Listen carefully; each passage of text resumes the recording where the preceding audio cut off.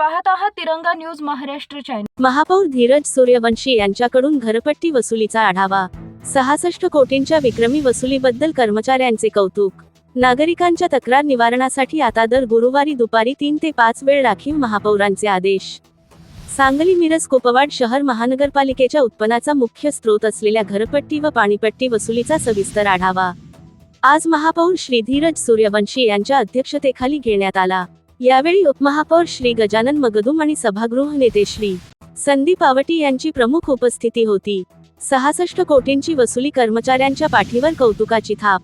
चालू आर्थिक वर्षात आजखेर 66 कोटी रुपये इतकी घरपट्टी वसूल केल्याबद्दल महापौरांनी वसुली विभागातील सर्व अधिकारी व कर्मचाऱ्यांचे विशेष कौतुक केले।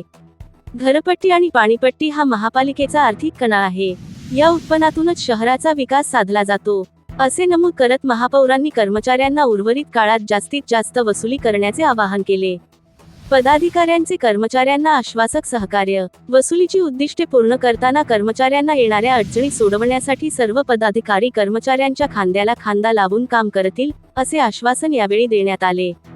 शहराच्या विकासकामांसाठी कर भरणे आवश्यक असल्याने नागरिकांनीही आपल्या थकीत कराचा भरणा करून महापालिकेला सहकार्य करावे, असे आवाहन प्रशासनातर्फे करण्यात आले आहे।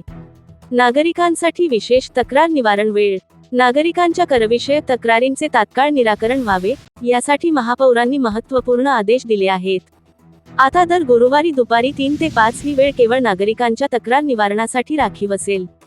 या निश्चित केलेल्या वेळेत संबंधित सर्व अधिकारी व कर्मचाऱ्यांनी उपस्थित राहून नागरिकांच्या समस्या सोडवाव्यात, अशा कडक सूचना महापौरांनी दिल्या आहेत।